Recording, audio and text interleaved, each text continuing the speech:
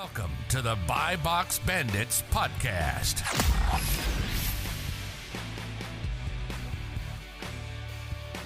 What's up, everyone? Welcome back to the Buy Box Bandits podcast. Today we have two guests. Rare occurrence. Well, I guess it happened with Taylor and Romer the other time as well. But yeah, we have our friends Julian and Lester, who are both full-time OA sellers. So we're excited to dig into kind of their origin stories and all that, how they get going, scaling strategies. So they both aggressively scaled as of the past 3 months, like doubling their sales and all that and beyond. But yeah, so kind of, I guess, a group intro in here. But Lester, you want to start off giving us a little background on yourself, and then we'll see what's up with Julian and all that. Yeah, absolutely. I got into Amazon last year, late July, August. I was actually slinging Range Rovers here down in Miami. Oh, yeah, had a lot of time in my hands. So I started kind of like a side hustle, one doing the weekend stuff. So it was originally with books and slowly stumbling to resells on YouTube and Fields of Profit after that. So went OA in November Q4, actually purchased your Toys Leads list with Warner. Oh, yeah. Yeah. Cool. So that's kind of like my first thing regarding OA. Then I saw like what that did to me. And 2 months, fast forward, February, I started getting to know like a lot of sellers regarding Amazon. That's how I found out Buy Box Bandit. And I actually took coaching class with GARRETT. So that kind of helped me, Julian, Ken, and other people, and kind of just start growing from there, and went full-time in February and quit my job. Shit. All right, cool. So you were a car salesman. You said you were selling Range Rovers. Yeah.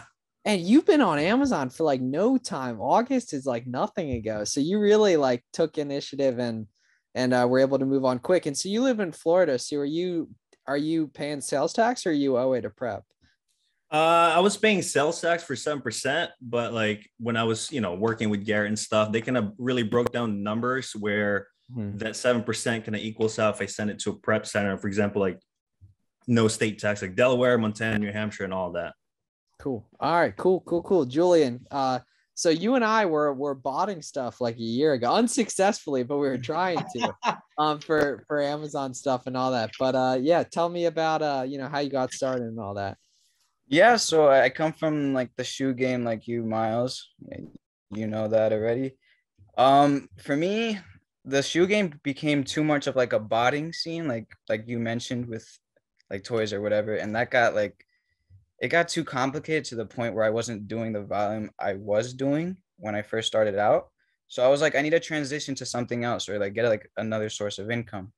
And I saw in your story, Miles, that you were like selling on Amazon and shit. So I was like, all right, if you could do it, Miles, you're coming from the same background as I am, and I can do it too.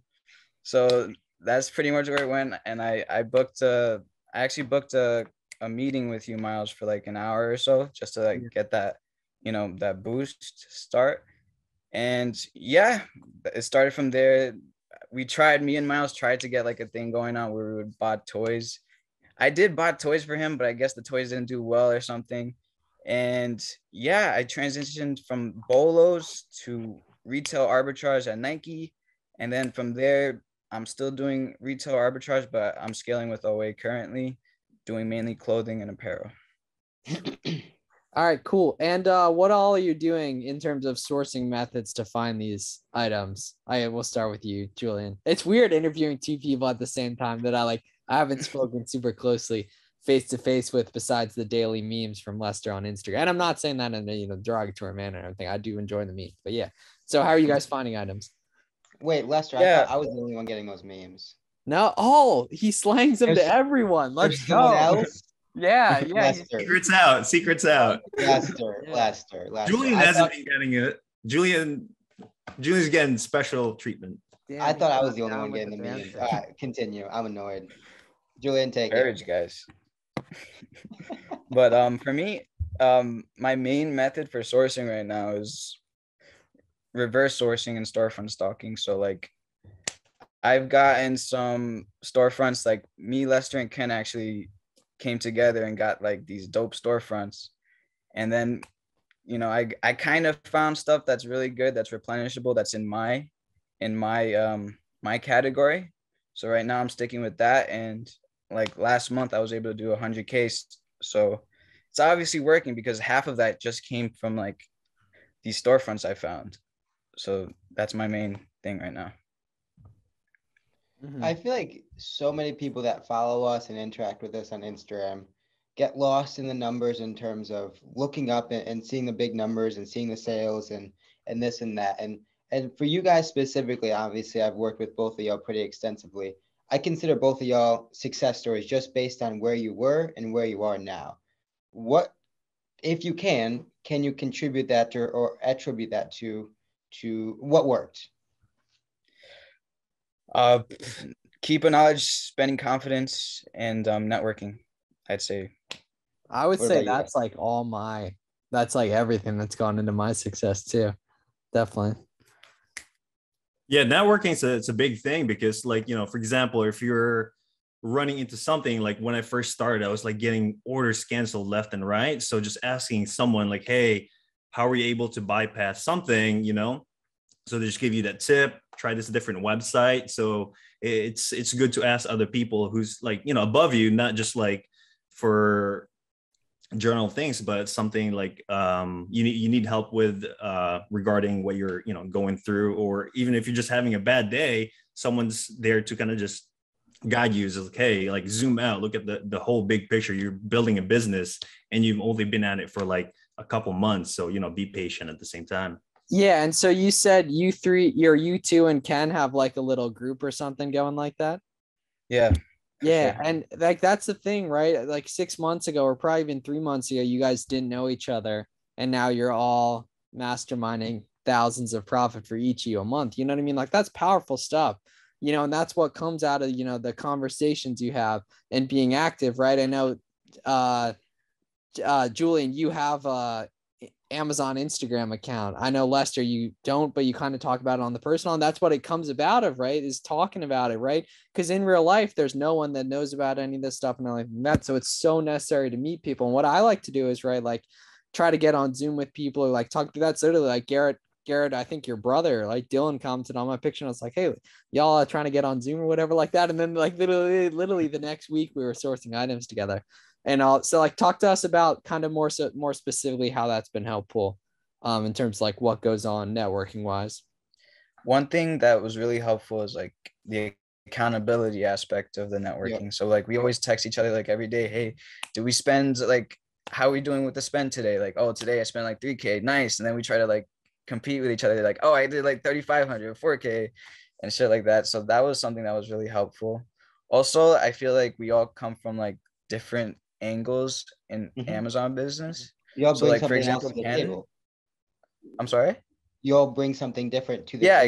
exactly. Like, for example, Ken, he's really good at storefront stalking. Like he manages to get the storefronts, right? And he even knows who it is. Like there's people we got like with like social media presence, and like I think that helps too, because it makes us like, oh, I know, when he's like, oh, I spent like this much today, it's like, and but what do you call it? That helps. For me, I come more of like from a sneaker background, so any questions they have with like prepping shoes or my favorite websites, discounts going on, I provide that, and Lester could speak for himself.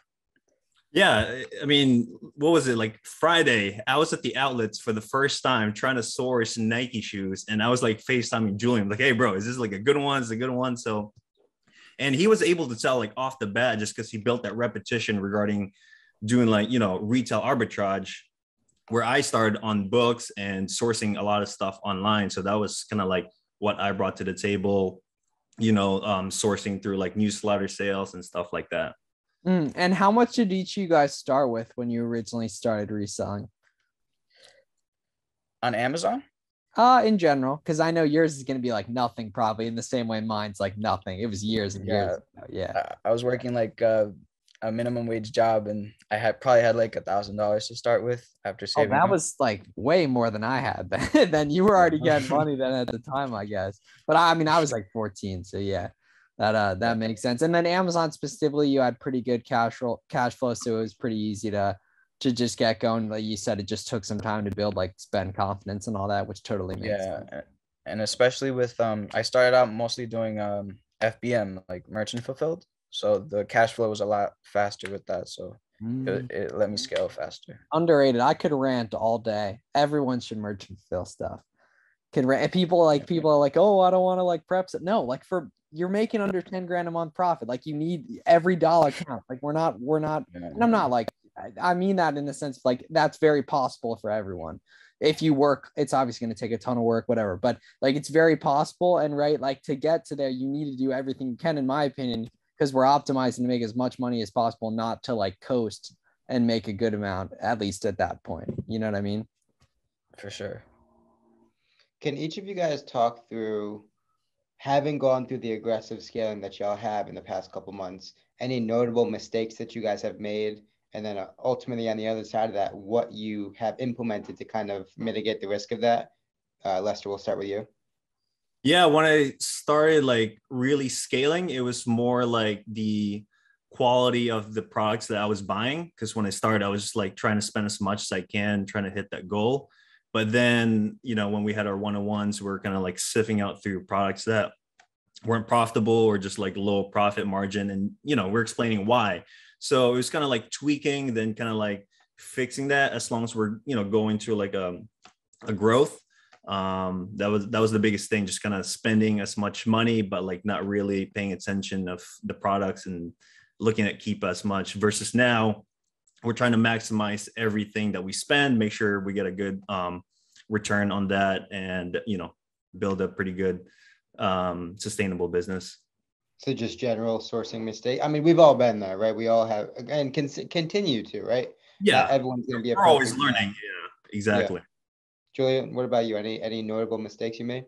Yeah, I mean, I guess one big one was I would hop on a lot of like bolo stuff, and then they just tank in price. And when I first started out, I didn't cast like a wide net at all. So I would just go deep on like 3 ASINs, for example, that were bolos.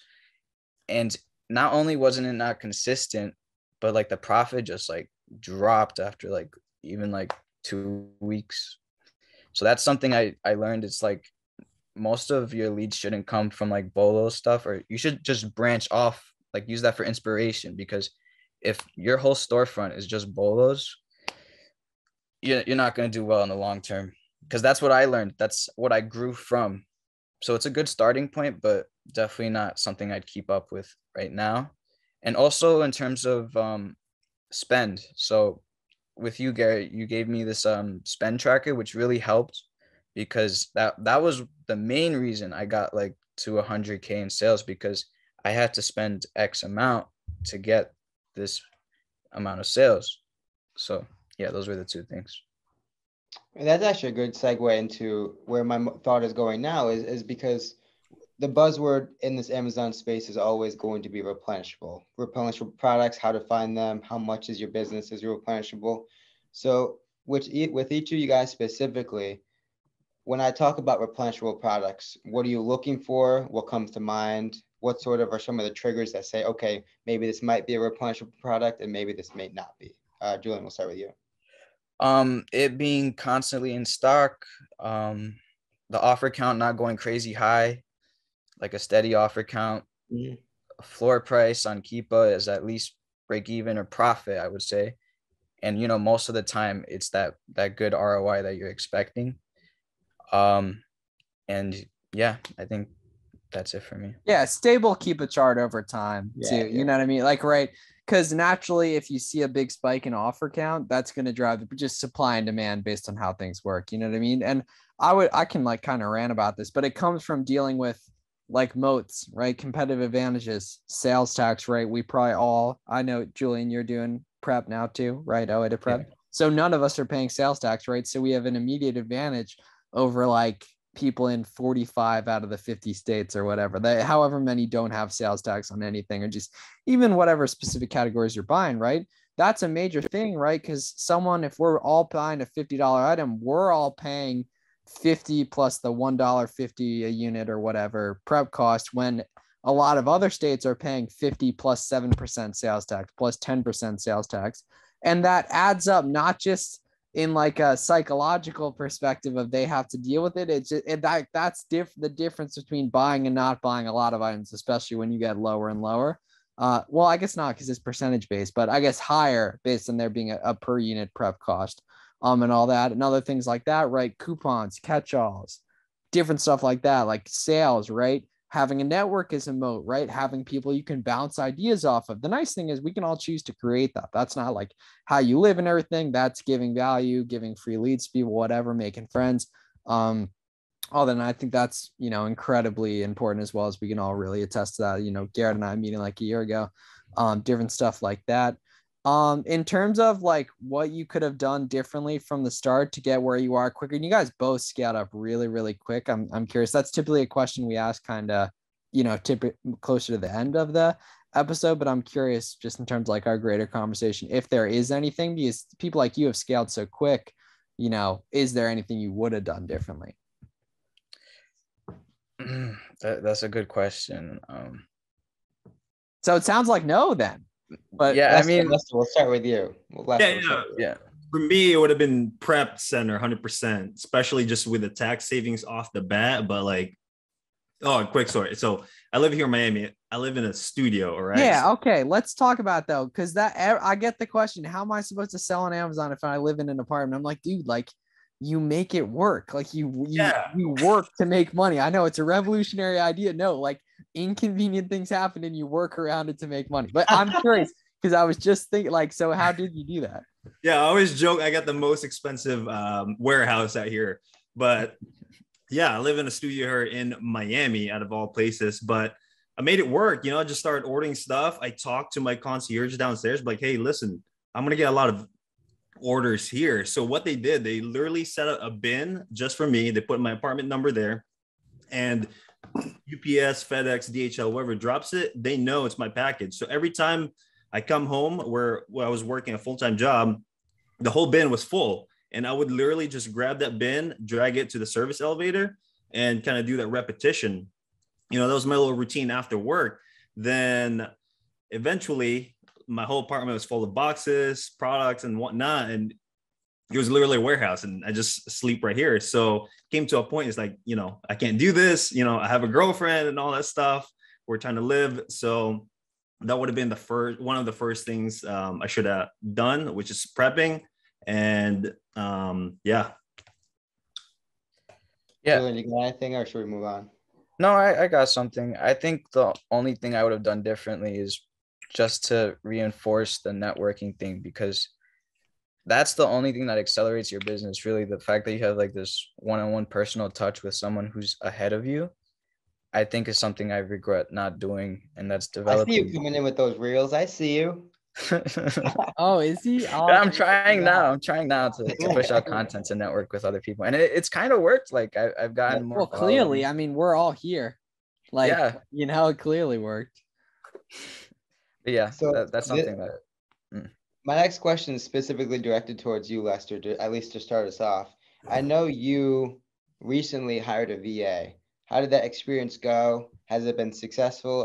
Do you still employ them? Give us the rundown on that whole process. Yeah, absolutely. I've had my VA now for about a month and a half. So I watch a couple of YouTube videos, because anything that I stumble upon now, it's either Google or YouTube. There's always unlimited resource out there. So sure, yeah. Like, how do you learn to sell? You type it into, there's tons of resources out there, right? Like, there's so many questions people ask that can be Googled too. You know what I mean? Too. Like, yeah, it's a skill. It totally is a skill. Exactly. So, kind of watch some of those videos, kind of know like, what kind of questions to ask and stuff like that. And when I first got my VA, I trained them, because a lot of the, asked a couple of you guys as well, as it's really what you teach them is what you're going to get out of it. So I really put in the time, teaching them how I source, what kind of expectation I want in these items that they source, every day and stuff like that. And it's been really helpful. And addition to that, like waking up in the morning, just kind of like looking at leads already done for you, it saves you a lot of time and mental clarity that you can use that higher value energy to something else rather than prepping or sourcing. So basically your VA works overnight. Yeah, we don't really have a set time. We do a weekly meeting, kind of just go over the leads, what are good leads, what leads to avoid, and kind of just making sure they're still doing the job properly, even though I'm not really tracking them. And did they have Amazon experience prior to you hiring them?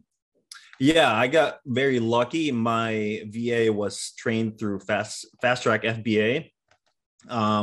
The company he was working with was doing some automation, so their account actually got banned. Oh, no wonder. Yeah. Damn, yeah. So Amazon automation even putting people out of jobs too. Yeah. Hate to see Go that, figure. man. Seriously. So did you just go straight onlinejobs.ph template? Hey, I'd love if you could work for me for a week for a trial run. I'll give you X amount of money, something like that. Walks through the whole process though, because that's something that a lot of people are kind of confused about how to do right and everything like that. And it can be very quickly executed on to be successful quick, but kind of walks through the blueprint of how you did it. Yeah. So for me personally, I went through onlinejobs.ph. So you basically create a job posting, ideally what you want, your virtual assistant. So for me, I needed help with sourcing products on Amazon. So I specifically wrote down looking for a virtual assistant with Amazon experience, tactical arbitrage, softwares that you would use, SellerAmp and stuff like that. And at the end, as everyone knows, make sure you put a question there. For example, like what's your favorite color, favorite animal, just to make sure they're actually reading your job post, not just spamming and giving your resume. So yeah, you would expect, a lot of messages for these virtual assistant trying to get a job from your company, your company, of course. So I kind of went through that. I think it took me about 3 days to find the right one. I did a couple interviews through Zoom just to make sure, they can speak English. That was actually a very important part. Make sure they speak English, excellent internet connection, make sure they know how to use Discord, Excel, Google Sheets, stuff that I would use to communicate. And another way, I think I'm planning to hire a second virtual assistant. So I think I'm going to go through FBA Fast Track, which, they're a little bit more trained. So I'm going to have them source different items specifically just for that. And you could have that other, your current one screen record themselves for a while, and then that's an initial, training on how they find stuff. And are they like tactical arbitrage? Are they reverse sourcing like SellerAmp, or like what methods are they using for finding products? Yeah, so the only software we use is SellerAmp for reverse sourcing different stores. Aside from that, it's all manual. And actually promoted my VA to manage kind of like a lot of these things, because my plan is kind of like step back a little bit of the business. So Ken, who which is the other person we've been talking about here, he actually made his VA do purchase for him now, which is amazing. So that's gangster. Yeah. So I don't know if I'm ready for that yet, but that's kind of like eventually the goal. I know Trader Soros from Arbitrage Ops does that with so many VAs. Let me find out what number episode that is, but that's a must listen for all our buy box bandits. Yeah, are listening right now. So that's kind of eventually what I want to be. And so my VA, I just promoted him and kind of talked to him like where we are going in a couple months and what I want him to do, like training when we get another VA in the team. Episode 38 for all the people at home. This just brings tears to my eye. I'm so proud of Lester. I'm kidding. What about you, man? Do you have a VA? Huh? Are you using any VAs? Yeah. I just hired one like 2 weeks ago. Oh, how's it going? It's going pretty good. What do you call it? I was teaching her most of the things with like SellerAmp and stuff, and I'm already seeing like a progression in the quality of the leads. So when I first started with her, I'd see maybe like 2 leads that were like solid, like, hey, I'd actually buy this and continue to buy it. And out of like, let's say every 3 days, I get like 2 good leads. But now it's like every day I get at least 1 solid lead. So that's something I'm happy about. And I do the weekly meetups, or not meetups, like Zoom calls to keep up with them. She's very nice. She's very open to learn. She seems bright, and yeah, I'm excited to work with her. That's something that I think is super underrated that I don't think enough people do is actually get on the phone, get on Zoom, and develop that relationship, develop that communication with the VA, right? So many people just want their VA to do the work for them and they get the result. And that's just not really how it works, right? You need to put in the sweat equity. It's an extension of you. You need to continue to mold her, him, whoever, to ultimately start to produce as you would want, right? So I think that's something that's super valuable. Yeah, and they're people too. Like it really Right. helps if you get on the phone with them and encourage them, like show that you're proud of them for their growth and stuff, and that really helps their morale. I was seeing how that's never happened in podcast history, and I knew it was going to happen at some point. What happened? And it was just an elongated pause, which is healthy in conversation. Oh, That's that had previously been my worst effort, my worst nightmare as we were going. You know what I mean? Because we care very deeply about our Buy Box Bandits listener. I think this is episode 60, right? Is this episode 60? I'm gonna look it up. Yeah, holy shit, this is episode 60 already. It feels like just yesterday we were in Garrett's crib. One. Is that where the first episode was? Yeah. YouTube listeners can see it right up here. Yeah, my screen's in black and white. Your guys' screen should be in black and white too. Yeah, that's mine. That is the living room as of now. Yeah, at AOA HQ. With special guest Danny in there. And so you at Lester, you said you started with books and everything. Talk us through kind of what that transition was like, because that's a necessary transition for a lot of people, but it can be difficult. And even just going OA to wholesale, RA to OA, wholesale to books to wholesale, that kind of thing. It's really hard to just kind of, switch it up because your day-to-day changes. You got to learn a whole new skill within the Amazon ecosystem and all that. So kind of walk us through that. Yeah, the buying books in the beginning was actually, challenging for me because I just was not interested in the category at all. Like looking at these like random books, they were just boring to me. So, but what it did was like, it gave me a huge like groundwork, learning Keepa, learning how Amazon worked, because I was buying these books, super cheap. So I was making cheap mistakes. Like I remember when my first shipment, which I'm sure we all did, this is like, was a nightmare, Yeah. Like it was frustrating trying to put labels, how to print it out. So like, it was a great lesson, like doing books, again, building that foundation before I transferred to OA. By the time I did OA, I had an understanding like Keepa charts, like rotation of the buy box. So a lot of these things were already built in, and I was just applying those same principles regarding, products that I was sourcing aside from books from then on. But I did it gradually. I wasn't just like going deep. I would increase my spend each week and slowly till I get more comfortable to where I'm at right now. Obviously, Amazon's an inventory-based business, right? Managing our cash flow is going to be one of the keys to success. So we'll start with you, Julian. What are some of the methods and techniques that allow you to, one, scale your business, but two, making sure you're scaling responsibly and having the cash in the back end to back that up? Yeah, so that's actually something I'm currently working on myself. But something that I've noticed that would help is like I was mentioning it before, like doing merchant fulfilled for some of your orders to speed up the cash flow. And also I like this credit card that I completely vouch for, the American Express Plum, because it really gives you that safety net when spending, because you have 60 days to pay it off with like no penalty whatsoever.